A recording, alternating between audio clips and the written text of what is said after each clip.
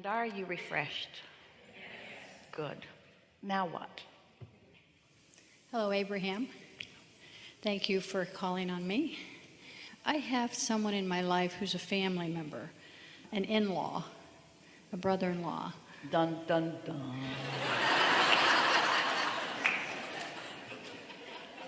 Let's put it this way, that we don't gel. I won't go into too much detail, but we don't gel. And my chi, my balance, really gets totally messed up when I'm around this person. I really just don't want to be around this person at all. So my soul says, just don't be around this person. You don't have to, just don't. Seems logical. And it feels so much better. I mean, it's such a weight. So never go there again.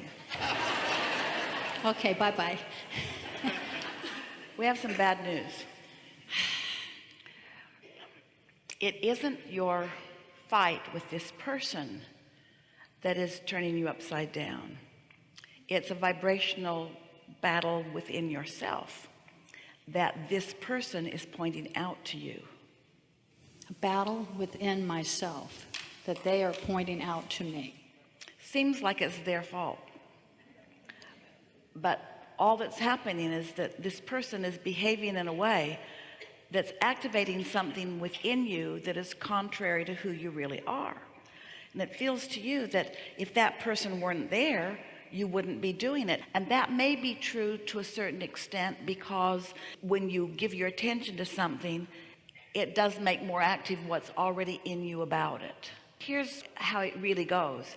If you were meditating every day and starting at your core level and allowing that momentum to gain traction, you would only have love and appreciation in your being.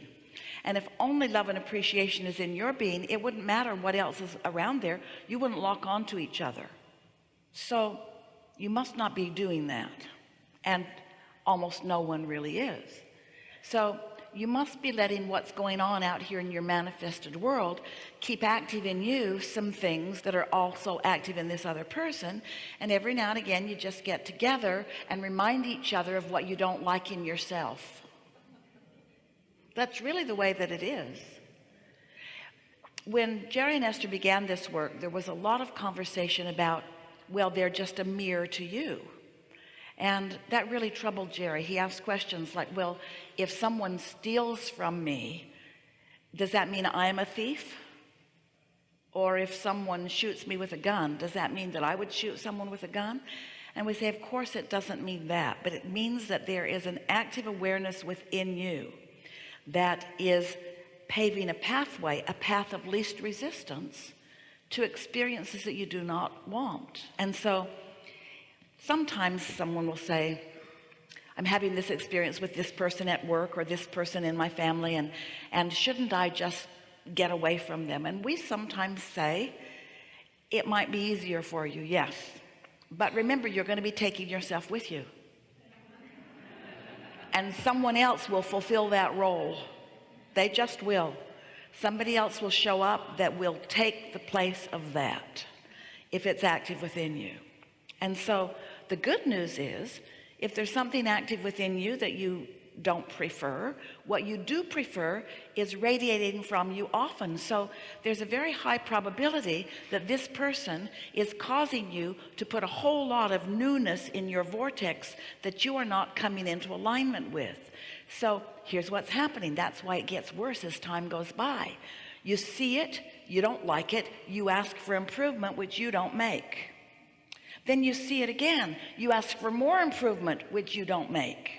Then you see it again and you ask for more improvement. So this very person is causing expansion in you that you're not taking. We don't blame you for being mad at them. If they'd just be different, you'd feel better. That's right. But that's such a conditional way of living, because that puts the responsibility on everybody else to change and no responsibility on you, who is the only one who can adjust your vibration. Well, I thought I was being unselfish by not expecting them to change, but just deciding to stay away from them. Well, we think it's a good idea to not expect them to change, but we think it's a good idea for you to expect to change your vibration so that you rendezvous with different aspects of them, because you know very well there are positive aspects in there. Are there?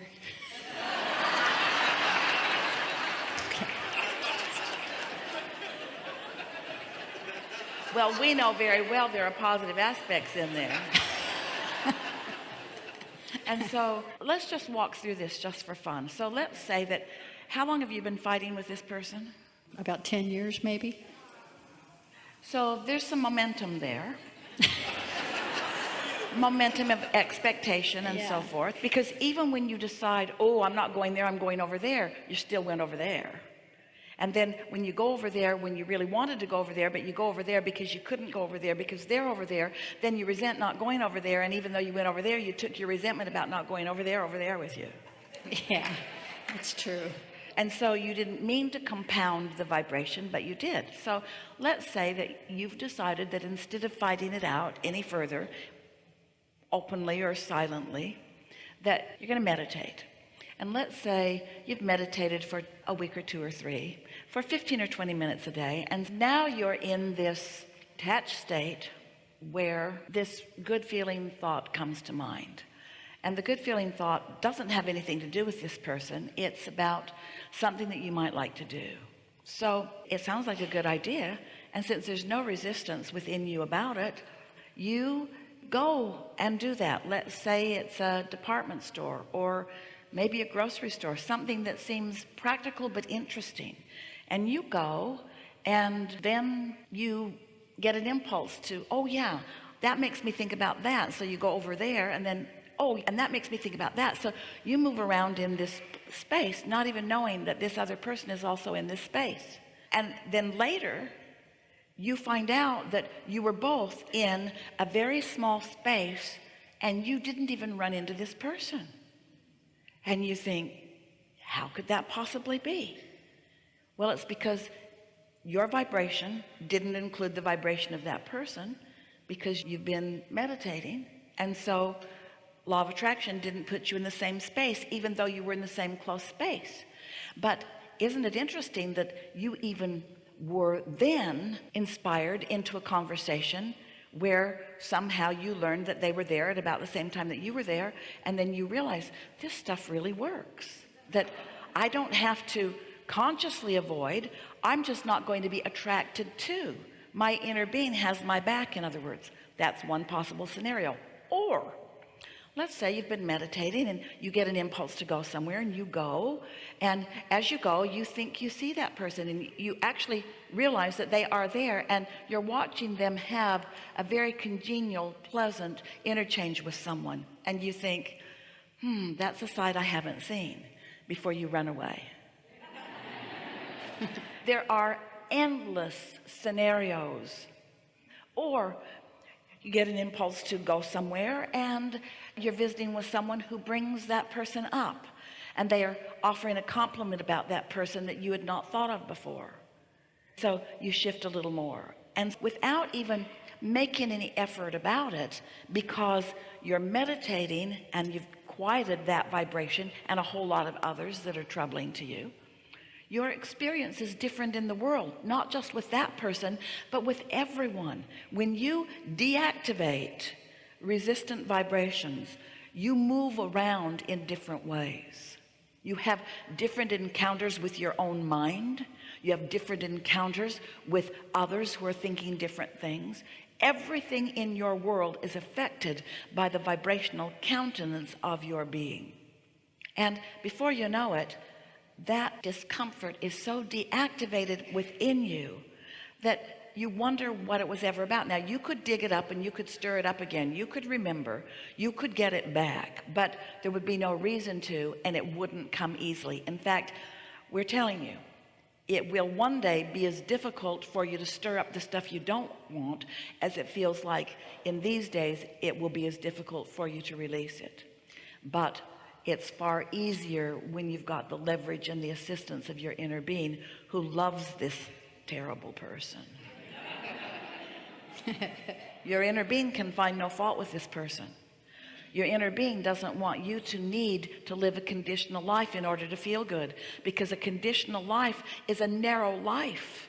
There are so many things out in the world that you don't want, and if you ran and hid from every one of them, you'd stay home all day every day. So you might want to ask yourself, why is it that I'm willing to go out and encounter that vibration? It must not really be that terrible, or I've grown in endurance to it. In other words, I'm so habitual in these thoughts that they don't even feel off to me.